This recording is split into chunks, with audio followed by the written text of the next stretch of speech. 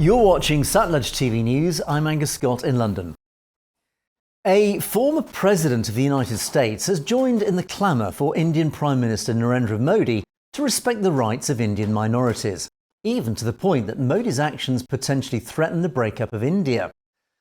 Events over recent months have rapidly spiralled into not just a war of words between Indian authorities and Sikh organisations around the world, but allegations of murder and assassination by the Indian state of anyone daring to speak out against repression.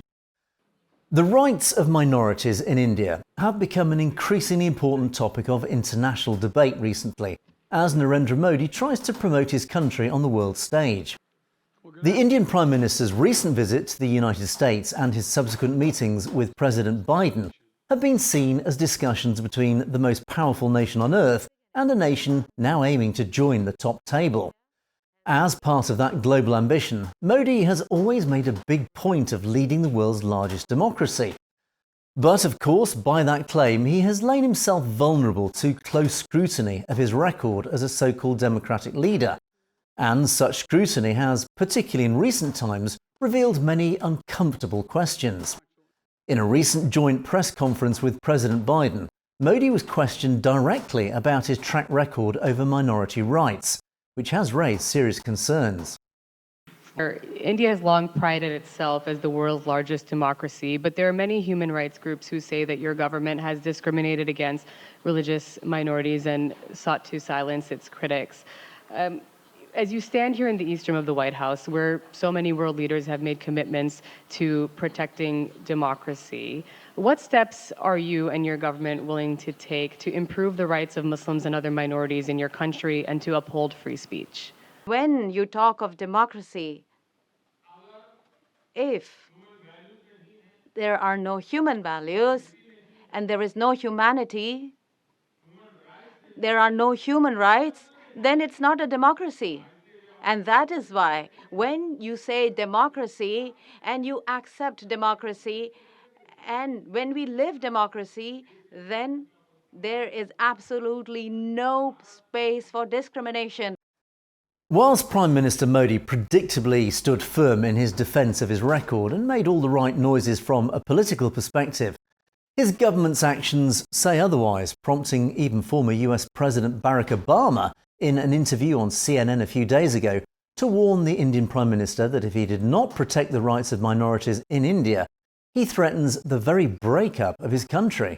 I think it is true that if the President meets with Prime Minister Modi, then the protection of the Muslim minority in a majority Hindu India, that's something worth mentioning.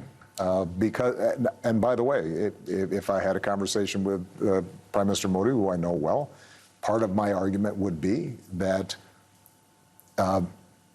if you do not protect the rights of ethnic minorities in India, then there is a strong possibility India at some point starts pulling apart. And we've seen what happens when you start getting those kinds of large internal conflicts. In a more sinister turn, an increasing number of organisations are now openly accusing the Indian government of a coordinated campaign of state-sanctioned assassination. In recent weeks, two high-profile Sikh campaigners have died. Last week, Hardeep Singh Nijjar, a prominent Sikh campaigner in Canada, was gunned down outside his Gurdwara. Nijjar had been an active campaigner not just for Sikh rights, but also spearheading the Canadian rollout of the Khalistan referendum campaign. He had already been warned by the Canadian Intelligence Service that his life was in danger, and reports have been uncovered that a contract had been taken out on his life, reportedly sourced back to India. In the UK recently, another high-profile Sikh campaigner, Avtar Singh Kandar, died under suspicious circumstances in Birmingham, prompting several major Sikh organisations to demand a full investigation into his death to rule out any Indian state interference. These deaths follow several others of Sikh campaigners globally. As a result, Sikh organisations across many countries are now openly calling for their respective host governments to recognise the presence of India's NIA and intelligence agents operating clandestinely across several countries, including the UK, the US and Canada. And more worryingly, unfolding a state-sanctioned agenda to murder any campaigners daring to criticise or campaign against the current Indian government. It's a measure of the fear that Modi's government has instilled worldwide that the call for protection has become so prevalent, and indeed public. Whether true or not, the Indian government are now finding themselves fighting accusations filling the pages of the world's free press, as Modi promotes his country on the world stage.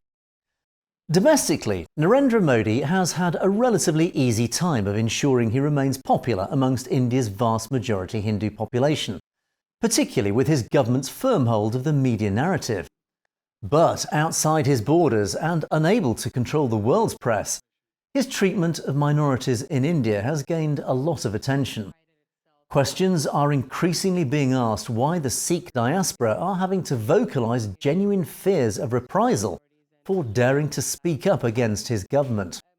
Worse still, many are now becoming scared to speak out against the Indian government, even in countries like Canada and the United Kingdom, as death threats appear on a daily basis across social media.